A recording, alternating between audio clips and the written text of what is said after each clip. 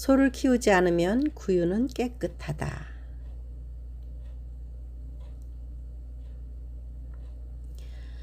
소를 키우지 않으면 구유는 깨끗하다. 아무 일정도 없는 사람은 굳이 수고를 하려 하지 않는다.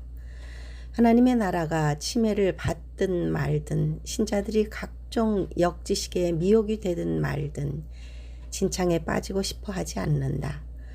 전해야 할 사명도 없고 목표도 없으면 마음은 편할지 모른다. 그러나 나라들처럼 방어하지 않으면 교회는 침략당할 것이다. 바울은 선한 싸움을 디모데에게 권면했다. 우리가 사는 날에는 각종 싸움이 있다. 선한 싸움, 영적 싸움, 자신과의 싸움, 생존 경쟁, 비진리와의 싸움 등이다. 특히 말세에는 고통하는 때가 올 것인데 거짓 교사의 가르침과 지식이 폭발하는 시기다. 바울은 할례를 주장하는 유대인을 대상으로 치열한 변증을 했고 고린도 교회의 여러 문제들에 대해서도 바로 잡으려 했다. 사도들은 영지주의와 각종 거짓 교사를 대상으로 변증하는 서신을 썼다. 변증에는 두 유형이 있다. 1. 거짓에 대항하여 진리를 옹호하는 유익한 변증이 있다. 이들은 내가 복음을 변증하기 위하여 세우심을 받을 줄을 알고 사랑으로 하나. 2. 어리석고 무식한 변론도 있다. 어리석고 무식한 변론을 버리라. 이에서 다툼이 나는 줄 알미라. 변증은 언제나 힘들고 외로운 일인데 사랑으로 해야 하니 더욱 어려운 일이다.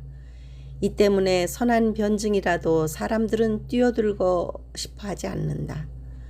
소를 키우면 구유가 지저분해지니 굳이 소를 키우려고 하지 않는다. 더구나 지금은 변증하기에 좋은 시대가 아니다. 망령되고 헛된 말을 버리라. 그들은 경건하지 아니함에 점점 나아가나니 그들의 말은 악성 종양이 퍼져나감과 같은데 그 중에 후메네오와 빌레도가 있느니라. 미래가 아니라 현재 우리는 바울의 시대보다 더 망령되고 헛된 지식들이 넘쳐나고 있다. 악성 종양처럼 퍼져나가고 있다. 후메네오와 빌레도는 부활이 이미 지나갔다는 거짓 지식을 퍼뜨렸다. 그들 중에 남의 집에 가만히 들어가 어리석은 여자를 유인하는 자들이 있으니 그 여자는 죄를 중히 지고 여러 가지 욕심에 끌림 바 되어 항상 배우나 끝내 진리의 지식에 이를 수 없느니라.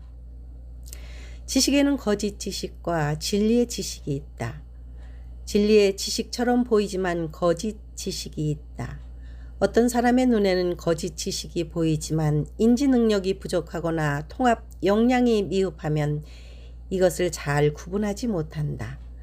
이런 사람들은 무분별하게 지식을 흡수하면서 견고해져서 자신의 상자 안에 갇힌다. 어떤 사람은 구분하지 않고 유익한 것까지 다 버리는 유형이 있다. 그런 이유로 항상 배우지만 끝내 진리의 지식에 이르지 못한다. 사람은 두 종류가 있다. 상자 안에 갇힌 사람, 상자 밖에 있는 사람이다. 상자 안에 갇히면 소통하기 어렵다. 단지 2명뿐인 부부간에도 이런 갈등으로 소통이 어렵다. 얀네와 암브레의 이름은 구약 성경에 기록되지 않았지만 요나단의 탈궁에 나오는 인물로 바울이 인용한 사람들이다. 얌네와 얌브레가 모세를 대적한 것 같이 그들도 진리를 대적하니 모세까지 대적을 당한 상황이니 우리 시대에 올바른 선생을 만나거나 진리를 옹호하는 일은 쉽지 않을 것이다. 유튜브와 인터넷에는 각종 지식이 넘쳐나고 있다. 그 중에는 페이크도 있고 미혹도 있고 유익한 것도 있다. 불량식품, 상한 음식, 덫과 같은 온갖 지식이 산재해 있다. 사람을 설득하는 도구로 가장 약한 것이 글이나 책이다. 가장 강력한 것이 영상이고 중간에 사람의 말이 있다. 특히 영상은 반지식, 역지식, 불량식품 가리지 않고 뛰어난 화술에 설득당한다.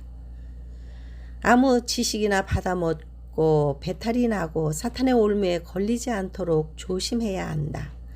하느님의 나라에 유익하다고 하더라도 거짓과 사실을 구분해야 한다. 거짓 지식으로 진리를 옹호하려는 것은 잘못된 동기다. 카이로스는 고상하고 은혜로운 글만 쓰지 않는다.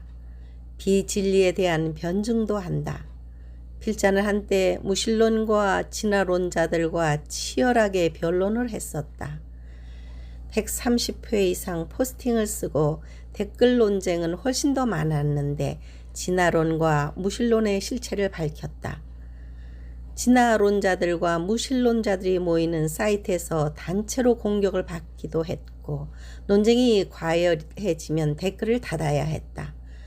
변증이라는 것이 쉽지 않은 분야이고 지치게 하기 때문에 이제는 가급적 피하고 있다. 유익한 변론과 무익한 변론의 경계도 구분하기가 쉽지 않고 유익하게 시작했다가 논쟁으로 끝나기도 한다. 아무튼 현대는 지식이 넘치고 수준도 다르고 다 선생이라서 변증이 어려운 시대다. 블로그는 운영기간이 비교적 명확하고 직선적이다. 유익을 위해 깨달은 것을 나누지만 모든 사람을 충족시키지 못하기 때문에 공감하는 사람은 모이고 그렇지 않으면 떠날 것이다. 블로그는 어떤 재정적 수입이나 자랑이나 블로그 자체가 목적이 되어서는 안 되고 단지 주님과 연합하도록 안내하는 역할에 그쳐야 한다. 그 어떤 중요한 것도 주님보다 우선할 수 없다. 물론 필자도 사람이기에 실수하기도 하는데 어드바이스를 하려면 비밀 댓글로 해야 한다. 필자의 장점은 문제가 도출되면 즉시 회개하거나 수정하거나 개선한다. 아내의 좋은 대로 하루 일과에서 블로그의 비중을 줄이고 하루 한 건 포스팅에서 좀 더 자유로워질 생각이다. 전해야 할 주제도 거의 다룬 것 같다. 사실 오랫동안 이 문제로 기도를 해왔는데 베델로 올라가라는 말씀이 생각났다. 나의 베델은 어디일까? 모든 일에는 우선순위가 있고 결말이 있다. 주님을 만나는 일이 우선이다.